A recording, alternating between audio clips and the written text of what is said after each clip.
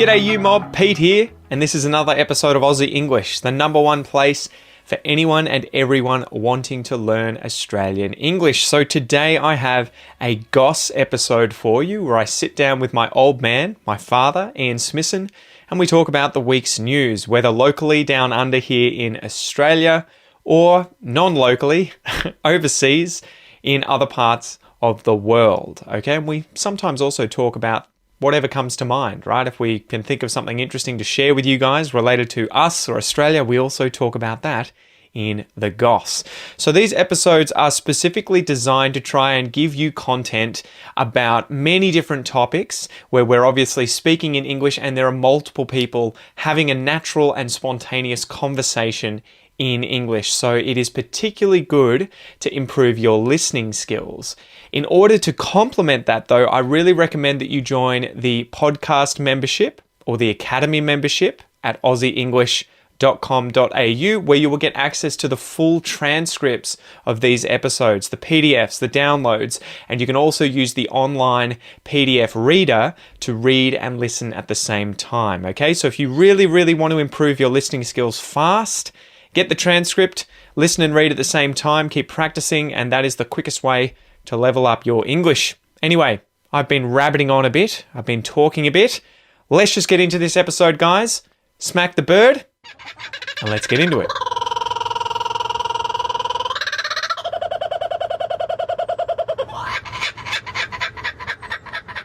How's it going, Dad? Give us a cheers. Cheers. Soj. Soj. Health. So do you want to do the first one that we were going to chat about today was going to be naked dudes getting startled by a deer and then getting fined by the New South Wales police for avoiding a lockdown order. Yeah, exactly. And there's a few other interesting stories masks to mention there. Yeah. So do you remember the basic story? Yes. Yeah. So it looks like, what does it say here from ABC? 2 nude sunbathers have been fined $1,000 each for breaching COVID-19 public health orders after being startled by a deer and becoming lost in the Royal National Park. Yeah, so they from what I saw, and I think I know where that is. Well, I know where the Royal National Park is, but from what I saw on the TV, I think I sort of vaguely know where they were. And it looks like they were sunbaking on a little camping spot down near a beach. And there are plenty of wild deer in Royal National Park. And obviously a deer had just come out onto the grass flat there and they'd panicked and run off into the forest. And whether the deer chased them, I doubt it, because it's not rutting season for the bucks. But you wusses. Yeah, so they basically panicked and ran off into the bush and obviously got lost. But they clearly had phones with them. And I haven't read this story, I'm just interpreting, because they must have rung for help. And because the police sent the search and rescue out to find them. The SES, right? Was it SES? The SES came and got them. So they had a helicopter, they had 4-wheel drives and units looking for them in the bush. So the SES, do you want to explain what that is in Australia for people? The State Emergency Service. So, yeah, they're different from the sort of police fire brigade ambulance that, a typical primary sort of, emergency services. But the State Emergency Service, or abbreviated to SES, is where they are responsible mostly for search and rescue sort of stuff, and also if there's major damage done in floods or fires or storms and things, they're the ones out with the chainsaws clearing the roads and help getting people out of houses and doing all that sort of stuff. So in many other countries in the world, the fire brigade do some of that sort of thing as well, but in Australia the fire brigade is typically just managing fires. Although they'll be working in conjunction if they all work together. They'll work together, and the SES are often they work in conjunction because police have a significant search and rescue capability as well. But so they sort of work in conjunction with police and fireys. But the cops and the fireys won't be trained in, say, abseiling down a cliff face to try and get to someone who's fallen or going out into the... Some of them will. In the dedicated search and rescue police will, but your average, if you're in a local town and your average police station is not going to have people trained in that, so that's when call the SES in. And it's similar in that you'll have volunteers, right? There will be... And they are all volunteers. Well, there'll be paid ones organising. There'll be an administrative organisation that are paid staff. Yeah. But typically the men and women who are out there on the front are volunteers. So. And it's probably a good way for people to, adapt to life in Australia, right? If you end up in a rural town or...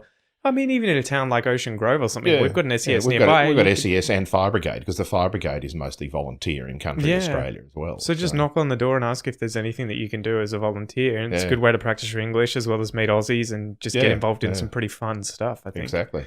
But so, these guys were 30 years old and 49 years old, which makes me think like, what? Were these guys like... gay lovers. I don't know whether they were a couple or whether they were just mates or whether they were the sort of the explorers for the local nudist society. So they ran off into the bush, but they were naked. And so one of the guy, I think the 30-year-old guy, was picked up, an hour or so later after calling for help, just wearing a backpack and nothing else. Yeah. And then having to deal with that. And so the cops... You've got to wonder why he didn't have clothes in his backpack. Well, exactly. That's what I was thinking. I'm like, what was the backpack for? Like, what was he carrying if it wasn't clothes? Exactly. Food. Yeah, food. Towel. Did he have a towel wrapped around him? Who knows? But so they got picked up, and it's crazy because the SES, anytime you have, you're having to rely on services like the police, the SES, the fire brigade, or the ambulance, it's like thousands of dollars an hour, right? Exactly. Tens of thousands of dollars. Well, once you get a helicopter out, and the four-wheel drivers, just from they'll the have fuel. Specialty people out with that. And so not only did they have to obviously get help from the SES and the police, but they also had $1,000 ticket each for, breach of lockdown. Oh, sorry, New South Wales, they're not calling it lockdown. Yeah, that's it. It's a stay-at-home order. Yeah. Stay-at-home order. Yeah. So do you want to mention that too? What's with Gladys Berejiklian playing the game? We're allowed to make political statements here. Man, go for it. She's a Muppet. Well, sorry, guys. She, to give Gladys her due, she and has killed a lot of koalas. Yeah, Anastasia Palaszczuk in Queensland and Daniel Andrews in Victoria, in particular, those three, because they're the three biggest states population-wise. Last year, when we've got the first wave of COVID, they basically ran the country because the Prime Minister was simply in Hawaii. Yeah, well, that was for the bushfires. It's a state problem. The states can deal with it. It's not a federal problem. So, the Prime Minister did one really good thing, is that he created this national cabinet of getting all of the premiers of the states together to make national decisions rather than the federal government doing it. Yeah. Because clearly, for most of the operational side of handling things like quarantine and stuff, even though quarantine is a federal government responsibility, the responsibility falls on the states to handle the organisational stuff for it. So he did the right thing by doing that, but then he was pushing a variety of solutions, and those three premiers just pushed back and said, no, we're going to do it this way. And they were very good for that first wave. But I think, to give Gladys her due, and I don't do it very often because she's got some other issues, which we've spoken about in other... Which are why I don't like it. Yeah, exactly. I think she's been hammered by the Prime Minister and the Federal Liberal Party because she's the New South Wales government is a Liberal government, Liberal national government. Queensland and Victoria are ALP, so they're the opposition. Labor, they're the opposition to the federal government. So I think the federal government has put pressure on Gladys to fall in line with what the Prime Minister wants and to start using language that more suits his agenda than things like lockdowns that every other state is using. I think part of the problem, though, with her was that for so long she was touting herself as the premier who hadn't put the state into lockdown. Oh, yeah. She was like, we'll do things the New South Wales way. Yeah, we're so much better than everyone else. And that was part of the thing. Victoria copped it from the 100 or so days that we were in lockdown with Dan Andrews. 100-something days last year. Yeah. I think, as much as a lot of people hated on him for that, it dealt with the enough, issue. Particularly people from southern New South Wales, whose the tourism industry just died. But it's funny how, though, they have not treated Gladys the same way, especially in the media. No. There were articles pretty much saying... there was one article that came out saying how Gladys saved Australia. Yeah. And then you see the contrast with Dan Andrews, who was a Labor Party premier. saying he was Dictator Dan, and he's ruining small business and everything like that. And you're just like, it's the Murdoch press, it's that crazy. runs most of the major newspapers, and that's the thing. We think, I mean, from some of the stuff that I was watching when all of these different things came up, what Gladys Berejiklian had a relationship with another minister or whatever that was doing all this underhanded dodgy stuff, and she land basically dealing. said, "Don't tell me about it." So he was buying. I think he bought land for pennies on the dollar, and then sold it to the government for, instead of $3 million that it was worth, $30 million, and tried to pocket that, and then was caught on the phone to Gladys saying, "Guess what I've done," or whatever. And she's just like, "Don't tell me that. I don't need to know that bit." And you're just like, so you clearly know what he was about to say. Yeah. So but she got a full free pass on that, and you just like and anyone else would have been told, at the moment, just fall on your to be sword, squeaky clean. It's just I don't know what they wash themselves in, but nothing sticks. It's the blood of their enemies. Yeah, it doesn't matter what they do; it just washes off. It's amazing. Well, and they had the Gladys Glow, right, where anyone associated with her as well is apparently, gets positivity their way as well, career wise, just by being.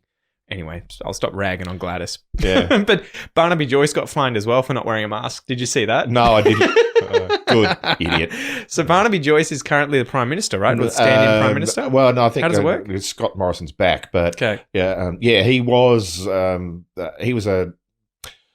My brain's going. There are about 4 little bits of information that people need to know in the background here. Another Polly that the average Australian hates. Yeah, well, exactly. So our conservative right-wing side of politics is made up of 2 parties, the Liberal Party and the National Party. Yeah. They rarely have, certainly in my lifetime, have ever had a majority in the federal government or the state government alone. So they have this fairly tight coalition between the 2 of them to form government. An unholy alliance. It is an unholy alliance because what it means is that, certainly in our federal government, is that the leader of the National Party is automatically the Deputy Prime Minister. When he's gone, when the guy's overseas in a meeting. So when the Prime Minister leaves the country or whatever, then the acting Prime Minister, the Deputy Prime Minister becomes the acting Prime Minister.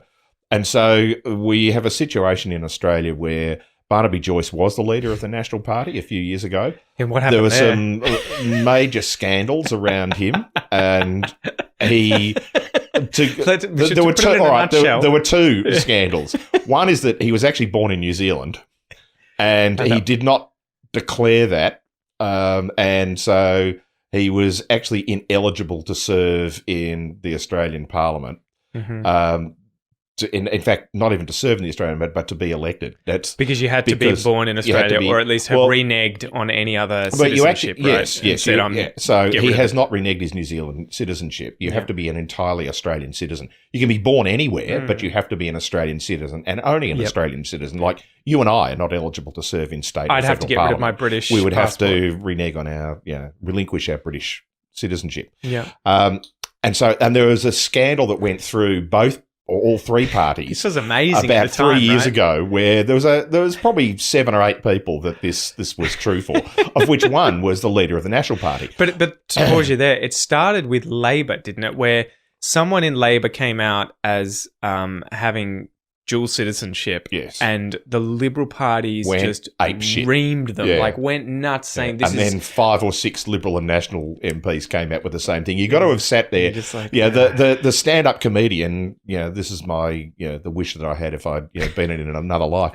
The stand-up comedian in me is just sitting there going, shut up. You can just see these guys and men and women sitting in the background going, shut the fuck up. Shut up. Yeah. Do not under any circumstances give this guy, because all they have to do is look.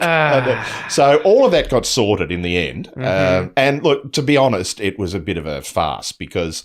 A non-issue. It's a non-issue because all those people have to do is they literally have to stand up there and say, I relinquish my New Zealand citizenship, and it's done. Mind you, they should then, theoretically, according to the Australian Constitution, have resigned from Parliament and had to sit at a by-election to be re-elected because it was not that they're not entitled to be a member of the Australian Parliament. They were not entitled to register to be elected. Yeah, at the time. So you have to go back and be re-elected. So all of that was sort of over. And, Barnaby had obviously taken the deep breath, gotten over that. And then it came out that he was having an affair with one of his ex-staff. He may have been having an affair with her while she was staff. We don't know.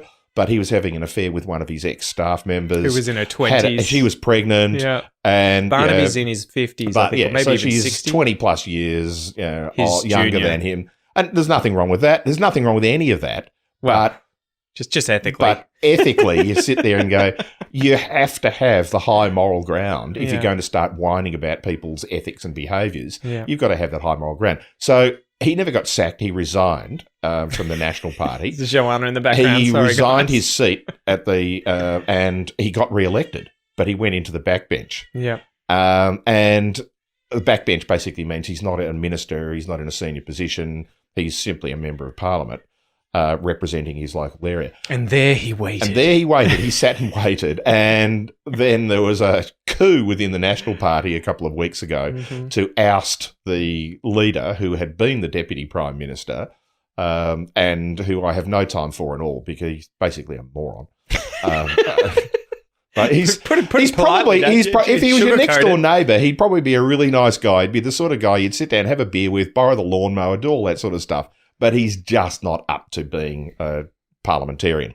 So him aside, he got ousted by the National Party. They actually just said, all right, Barnaby's back. Piss off. We'll put Barnaby back in.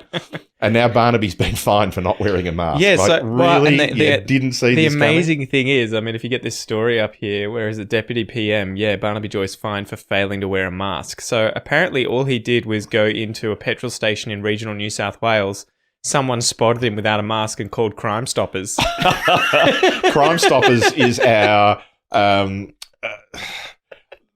instant. The Dobbin line. It's not the in Australia. It's 000 in Britain. It's 999 in America and Canada. It's 911. So it's not the emergency police line, but it's the Dobbin line. It's the line, the phone number that you call or the website you go to if. When you no longer have a teacher from high school to complain to. Exactly. If one of your neighbours is doing something dodgy and you don't want to confront them, and you don't want to just go down to the local police station, you just call up Crime Stoppers. So came in, the cops came in and asked to see the CCTV footage and then found, apparently afterwards just said, and then decided to fine a 50-year-old man $200. So it's just like, Idiot. God, imagine though I don't know how these guys do it.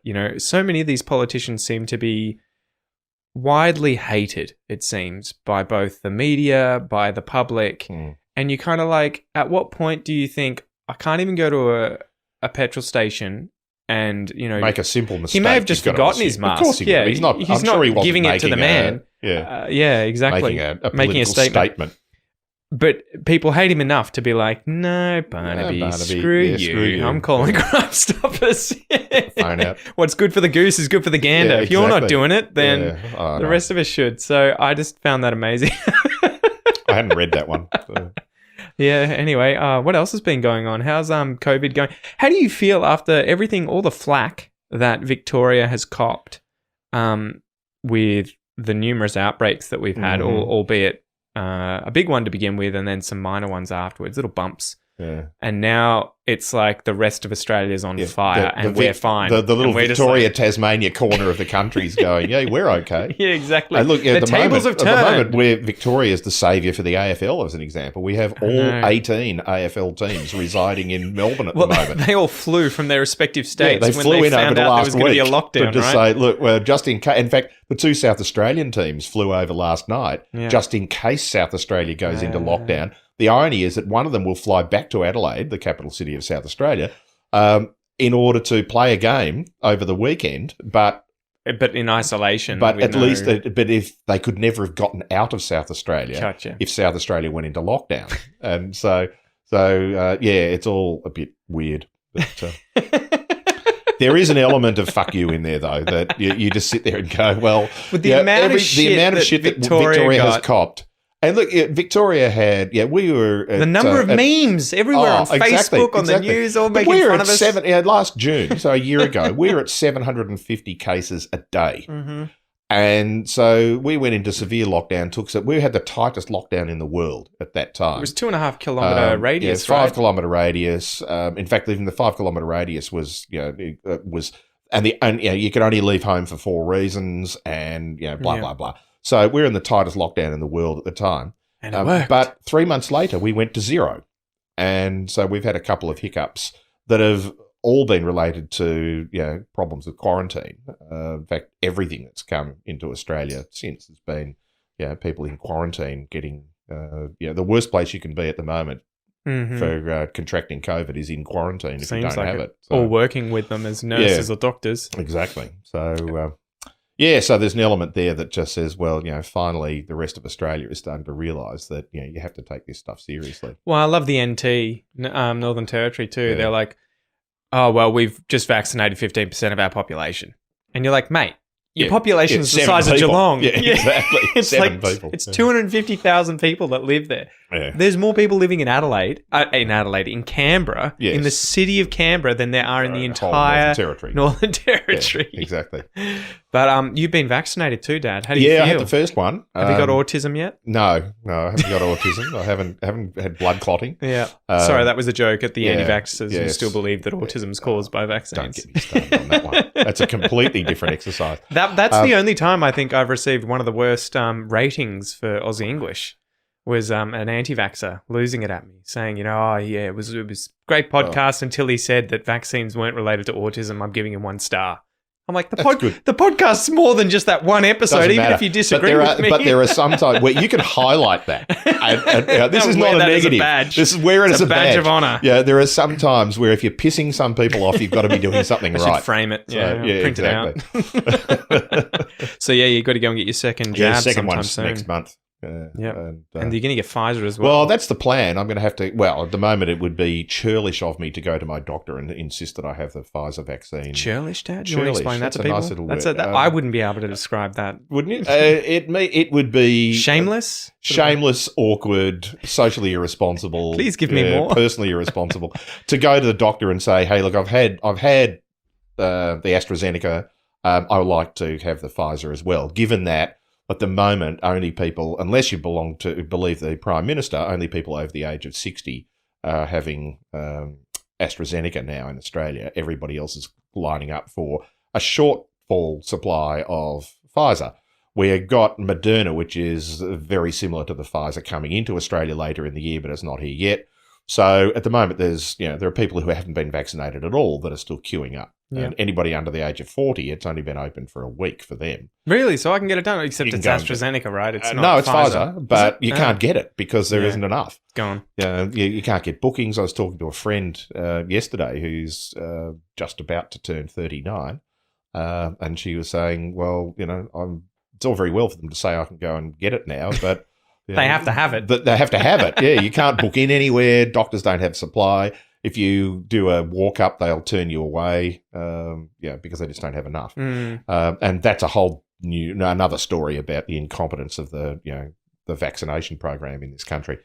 So I'll be waiting until there is a surplus of supply. But there is apparently some anecdotal research. It's yet to be peer review published, but it's done by experienced and well-respected epidemiologists and vaccine doctors in Canada. Not just Nana down at the tuck shop. No, exactly. That are suggesting I heard through the grapevine. That's right. Yeah, my Auntie Jan said that there is a better than the sum of the parts efficacy for... Synergism. Yes, for getting a different variety of vaccine over the top of the one you've already got. The human pincushion. Exactly right. Just come at me. Yeah, so that'll be the plan. But at the moment, no blood clotting, no adverse effects too much. And it was funny because I didn't know. Well, funny is one word for it. Peculiar, I think, is probably more to the point. In that I didn't know whether I got an adverse effect of having the vaccine. Because you got sick at the same time. Because I got sick at the same time. time. So, yes, I was severely debilitated after having the vaccine, but it took me 2 weeks to get over a chest infection rather than 2 days to get over the typical symptoms. God damn it, Noah. I know. Well, the joys you have when you've got children and grandchildren in childcare and kindergarten. I know. It's like, I get to be sick. They're just little petri dishes for the rest of my life. And the trouble is that the kids get over them in 5 minutes, and then their parents and grandparents are sick for weeks. Mm-hmm. 5 years. I had 5 years without getting sick. And then you had a child in childcare. And I've gotten sick enough times to probably make up for it. Yeah, funny about that. All right. Well, that's probably enough for this episode, guys. We'll see you in the next one. Bye for now. Peace. Alrighty, you mob, thank you so much for listening to or watching this episode of The Goss. If you would like to watch the video, if you're currently listening to it and not watching it, you can do so on the Aussie English channel on YouTube. You'll be able to subscribe to that. Just search Aussie English on YouTube.